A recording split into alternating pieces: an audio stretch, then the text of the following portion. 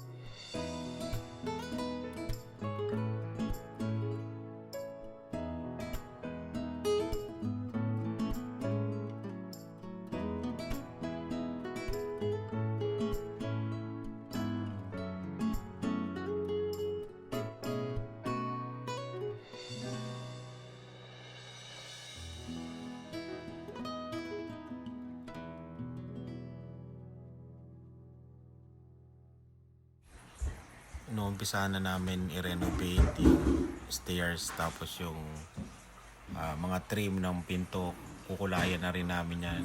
Kukulayan no? Pipinturahan namin lahat yan, naayusin namin. Yung area na yan, naayusin lahat yan.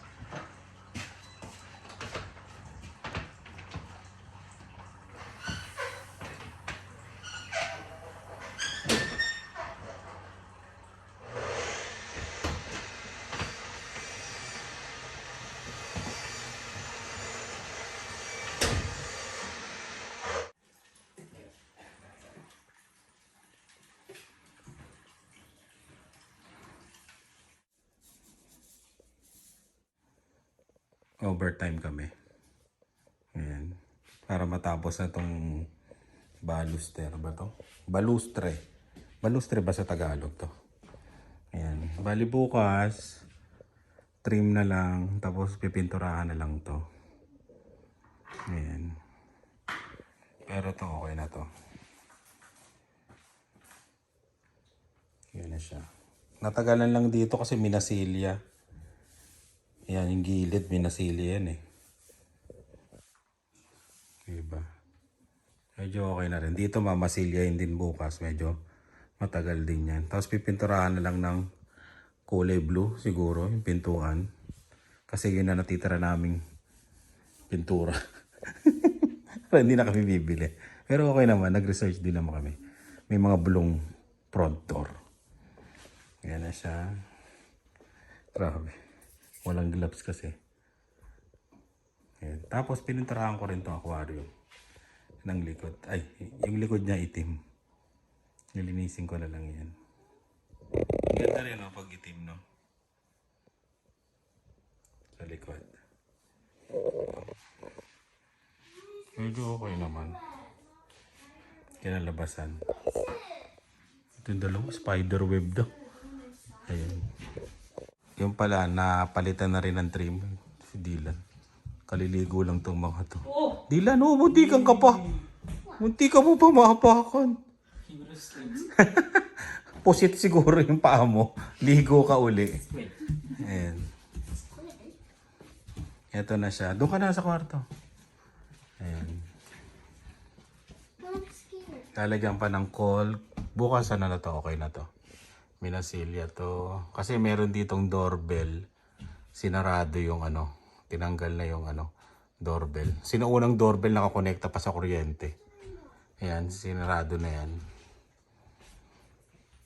Tapos yung pintura dati ng cabinet. Dito pintura. Sa mga pintuan. Papalitan na lang to. Para maging bago style. Doon. Ito na yung ano, pintuan. Tatanggalin pa yung ano. Ano ba to? Yes, Dylan. Tatanggalin pa to. Sila mga bata nagpintura nito ah. Oo, di ba? Mga bata yan ah. Dugot pawis nila yan. Tapos to pipinturahan pa. Minasilya, pipinturahan. Pati dito. Yan.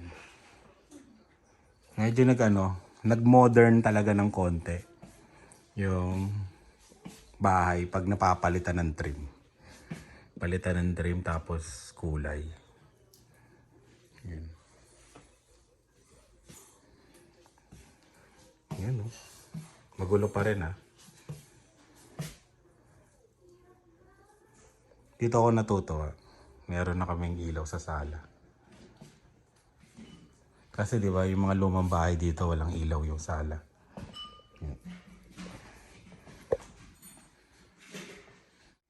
Maya tapos na to. Linis na kami tapos yun, bukas na lang ulit. Nag-grocery tayo. Nilitan ko yung ano ko, cart. Para hindi ako mapamahal. Sabi ko konti lang kukunin ko. Parang niloko ko lang yung sarili ko. Naka 156 din ako. Ano yun? Wala talaga. Ano bang may bibigay nyong tips para makatipid talaga? Isa lang yatang solusyon nito eh. Huwag kang lumabas ng bahay. Doon talaga makakatipid ka. Ang alam wala kang kakainin. Ay, ganun talaga. Pero at least na-minimize ng konti. Di ba? Bili ako ng pampintura. Yung pole extender. Grabe, mahal din pala to. Magastos talaga magsimula. Bibili ka ng mga gamit. Yun ang mabigat. Pero pag nakompleto namin yung mga gamit namin, ayos na. Sa una lang. Hanggang sa uli. Yun. Ito na yung kusina. Ayan. Ayan na siya.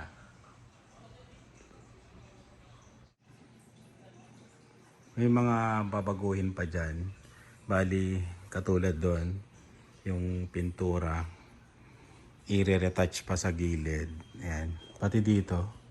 Pero, itsura niya, ganito na talaga. May mga retouch pa ng mga iba. Kasi ginamit namin to eh. Pinatanggal ko lang uli talaga para makuhanan. Ginamit namin tapos may mga ipapatch pang mga ibang pintura. Pero ganito na talaga itsura niya. Ayan.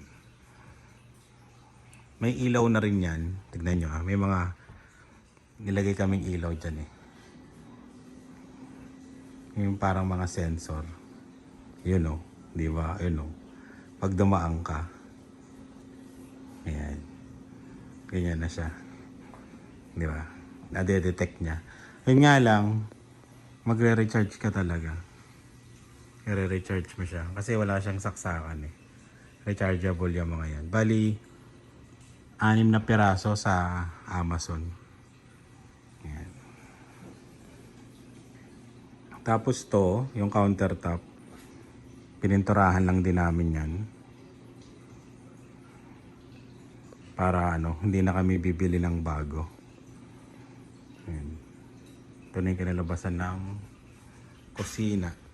May nakita kasi kami na color na kung ano yung kulay nung sa wall niya, yun na rin yung kulay ng cabinet niya. Pati pa nga yung ano yung ceiling nun, ganun din ang kulay pero hindi na namin pinaganon. Tapos yung may, alam niyo yung may white na doon, lalagyan niya ng ilaw. Yan. Para ano, may ilaw din siya sa taas. Tapos yung lalagyan pa ng mga plate. Yan, sa gilid. Yan. Pero overall, ganyan na itsura niya. Mga konting retouch na lang yan. Ito lang yung gusto kong tanungin sa inyo. Kasi bumili kami ng panlinis. Hindi namin nalinis pa rin. Yung sa Superstore. Ano ba maganda dito ang panlinis? No? Ayan, no? O talagang napudpud na ba talaga to? Ayan. Hindi namin alam. Kaya ang pangit ng kalan namin. Comment kayo para kung malinis man lang namin to. Tapos tong ilaw yan, ilaw na to. Di ba ceiling fan dati nakalagay dyan? Pinalitan na rin. Yan. Pati to. Pinalitan na rin to. Hanap na lang kami ng magandang bumbilya. Yan.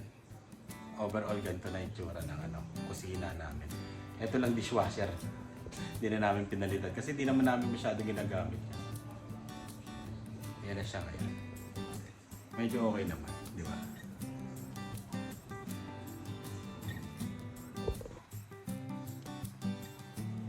Pag binuhay yung ilaw, binuhay natin yung ilaw.